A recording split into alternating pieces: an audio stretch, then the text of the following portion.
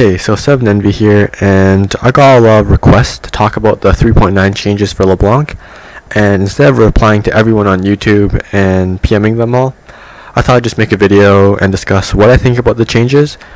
So right now I have the patch notes right in front of me, and I'm just going to be discussing my thoughts on them. So let's get started. So here we have mirror image. The mirror image will now attempt to run instead of standing still, and right off the bat, I do not like this. I didn't even play Leblanc, and I looked at this patch note and I'm like, man, my juke's probably not going to work anymore. I can't do the standard stand still and let my clone walk around and then have the enemy follow my clone. So now my clone will start moving around, so that juke is probably out of the picture. So that's that. Also, I have a lot of mixed feelings towards the clone because now I played a lot of games with the new Leblanc, and I still have no idea where my clone is going to run into, because sometimes my clone runs towards me if I'm trying to run away, sometimes my clone just runs like face first into the enemy, and sometimes my clone will just start randomly walking into a random direction, which is completely random.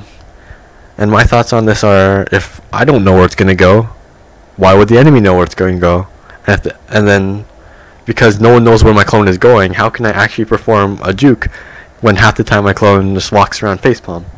But I'm still trying to practice it. I'm looking at the patterns at which mirror images moves at, and hopefully I can start getting used to it. Anyways, let's move on to Sigil of Silence. Right off the bat, you look at the ratio, you look at the damage. The base damage it used to be 330, now it went to 310. So it's just 20 damage, that's no big deal. But the big thing is the ratio and the upfront damage. So you lose a lot of upfront damage with Leblanc, but so you can't really just harass in lane sometimes and just use your Q. So in the earlier levels before you get your ultimate, it'll be a lot harder to harass your lane opponent. So that controls her early game bullying. But the big thing that I dislike about this nerf is that the ratio got nerfed. I expected Riot Games to actually nerf the base damage, so people have an easier time dealing with Leblanc, getting like haunting guys and whatnot, and Sork boots for the magic penetration. But instead they actually reduced the 0.9 ratio to 0.8. I thought they would actually increase the ratio but decrease the base damage to create so Leblanc scales better with ability power and items, so she can consistently burst people late game if she has a Rabadons or something. And the other big thing about the nerf on Sigil of Silence is that the silence duration is reduced to 1.5 from 2 seconds. I honestly think this is the biggest thing for the Leblanc nerf, because that 0.5 seconds actually does help a lot for the enemy, because if you get Merc Treads, you're not going to silence them for long, and if Leblanc doesn't have enough time to retreat, the enemy might have enough time just go back all in on Leblanc before Leblanc can get into a safe position. What I'm trying to say is that because the silence duration is a lot shorter, enemies can react faster to Leblanc when she has no spells up. And also, because normally when you silence the enemy, most of the time mid lanes are casters, so when you silence them, they're pretty much useless. They can only auto attack you because they're silenced, and Leblanc can just run away and get some free harass while taking just a couple of auto attacks. With this gives an extra 0.5 second window for enemies to potentially kill Leblanc when she has no spells up. So that's that. The distortion, this is actually one of the buffs she receives, and cooldowns now start on cast rather than returning to your distortion. So if you haven't seen my other video where I just start juking this Katarina, it's because when you start using your distortion, it goes off cooldown. So by the time before, this is essentially an extra 3 seconds off your cooldown because it starts at the very beginning. So that's a pretty nice buff. Gives Leblanc a lot more mobility because of the cooldown reduction. And they also fixed the bug where you sometimes could see the distortion where you started in the Fog of War, which could throw off your jukes. But that's that. So distortion got a pretty neat quality of life buff. And then ethereal chains, it also got nerfed because the duration got reduced to from 2.2 at max rank to 1.5 all ranks. So this does sort of help Leblanc earlier because you don't really max ethereal chains. but it's still gonna hurt her late game. Like, I thought these LeBlanc buffs were gonna help her late game, help her scale into some next level late game champion, and take away her early game. But what they're doing here is they're taking away LeBlanc's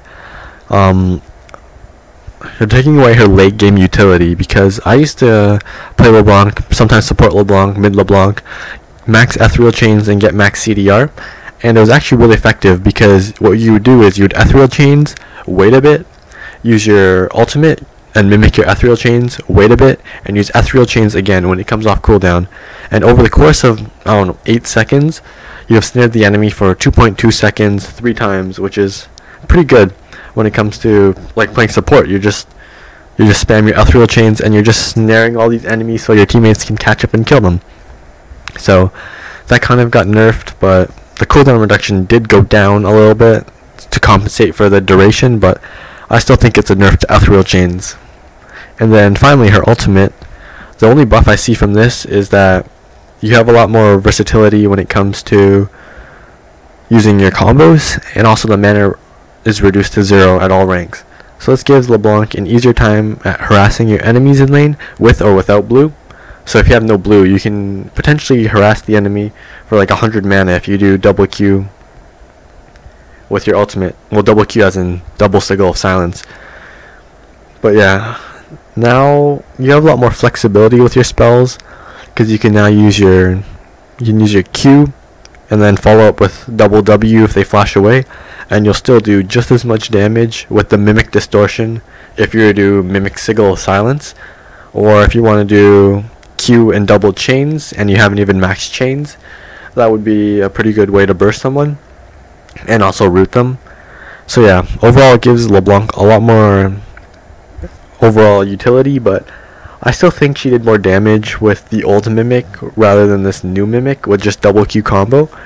But I don't see too much extra late game on this. There is a 1.3 ratio on her Sigil of Silence, but overall I still think LeBlanc, she's a lot weaker in all places in the game, because her damage and her damage potential early game at level 6 got slightly nerfed. She can't, I feel as if when I play her, she can't one-shot those people, or not one-shot, just like completely destroy someone's health bar and zone them throughout the whole game.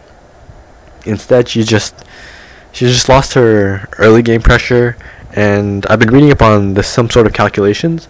Her early game at 6 is weaker, her early game at 11 is weaker, but at her late game at level 16, she starts to pick up on her damage.